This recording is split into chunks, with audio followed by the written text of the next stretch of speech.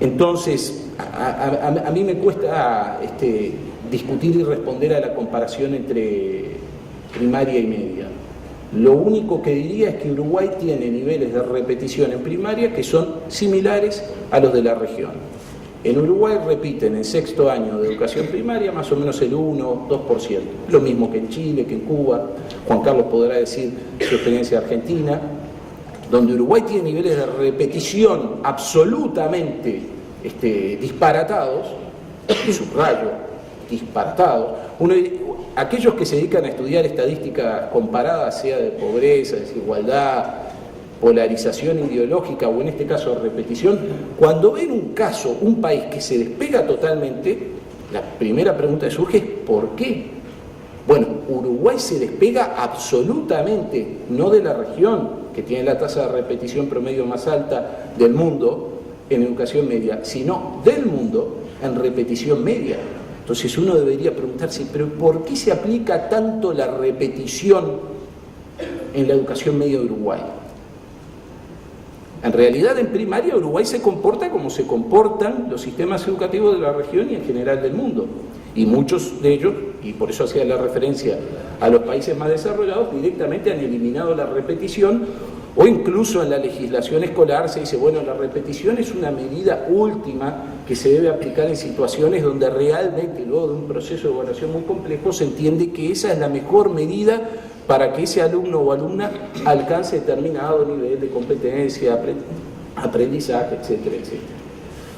Entonces, a mí no me preocupa francamente la evolución de la educación primaria y sí colocaría la mirada en la educación media, no para culpabilizar la educación media, lo que tenemos que preguntarnos es sistémicamente qué está pasando en la educación media para que tengamos esos niveles de logros insuficientes y esa aplicación tan generalizada de la repetición. O simplemente, con esto se va largo, buena parte de quienes aparecen computados como repetidores en la educación media de Uruguay, en rigor son alumnos que dejaron de estudiar a mitad de año ya, son desafiliados, el sistema los expulsó, votaron con sus pies, se fueron, y en la cuenta quedan como repetidores, porque en realidad si uno mira el currículum o el reglamento en la educación media de Uruguay, las últimas revisiones, se está haciendo lo imposible por mantener a los alumnos en el aula. Al momento del juicio de repetición, con cuántas materias pueden ir a febrero, cuáles son las notas, cuál es el mínimo de inasistencias, etc. El problema es que se van antes. El problema es que no logramos enamorarlos. El problema es que muchos se aburren. Y el problema es que también los docentes sufren con esto, porque la principal víctima, además del estudiante de todo esto, es el docente, que se supone que una vez eligió la carrera docente para enamorarse de la práctica de dar clases, de enseñar, y para lograr enamorar a sus alumnos. Gracias. Nos queda un minuto, tenemos 2 preguntas más. Menos mal. Casi nada. No, está muy bien, como tengo un minuto, entonces eso me ayuda a no contestar. No, claro, me preguntan si es posible cambiar la homogeneidad actual de la escuela a fin de poder lograr una verdadera integración social.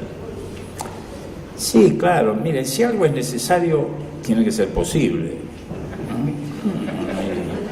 Si es una necesidad social, tiene que haber posibilidades de hacerlo, y que efectivamente hay posibilidades, ¿no? Organizar torneos deportivos con escuelas de diferentes contextos culturales, proyectos comunitarios, visitas, en fin, miles de posibilidades en términos de experiencias de aprendizaje, que si uno tiene el objetivo, si uno se propone promover esta idea de conocer al otro, va a lograr actividades en cada contexto las que se puedan hacer, pero lo primero que hay que tener es el propósito de hacerlo. Si yo no quiero promover esta idea de que tengo que conocer, respetar al otro, al diferente, seguro que no voy a encontrar ninguna actividad. Entonces, la primera cuestión es tener la necesidad de hacerlo, el objetivo de hacerlo, y después las actividades para hacerlo se van a encontrar, y ahí, insisto, hay muchas posibilidades dadas desde el ámbito de las actividades de lo que hoy se llaman extracurriculares, el deporte, el arte, en fin, todo lo que tiene que ver con proyectos comunitarios, etc. La otra pregunta es más complicada, ¿no? Dicen, ¿cómo se puede articular la inversión en capital cultural cuando la satisfacción de necesidades básicas de los que reciben educación se encuentran con docentes con necesidades también insatisfechas en el plano social y personal?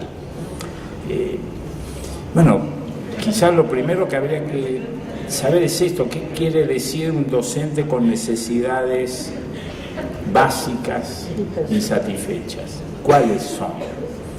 Y si están, bueno, efectivamente hay que tener estrategias para satisfacerla. Es muy difícil lograr que una persona que tenga él necesidades básicas insatisfechas logre que el otro las cubra. Pero yo creo que en ese sentido nos hacen falta tener diagnósticos más precisos sobre esto. ¿Qué queremos decir que un docente tiene necesidades insatisfechas? ¿De qué se trata? Los niveles salariales dirían que no estamos ante docentes que tengan necesidades de alimentación, ¿no?, de nutrición, de vivienda, etcétera, que vivan en condiciones de marginalidad. No es eso.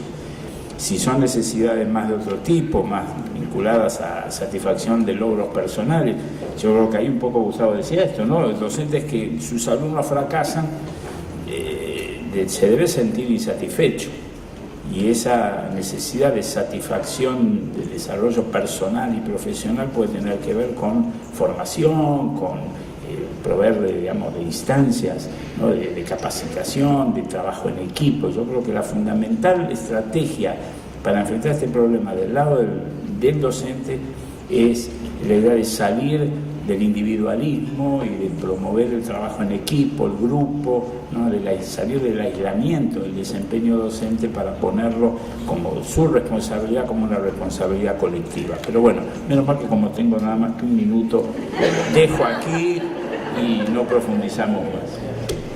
Muchas gracias.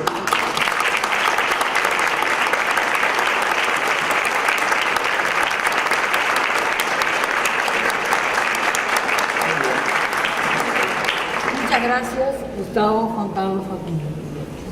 Muy bien, agradecemos entonces a los conferencistas invitados y también a Sonia Scafo en su rol de moderadora de esta primera mesa. A continuación realizaremos el primer corte de la jornada. Para eso los invitamos a dirigirse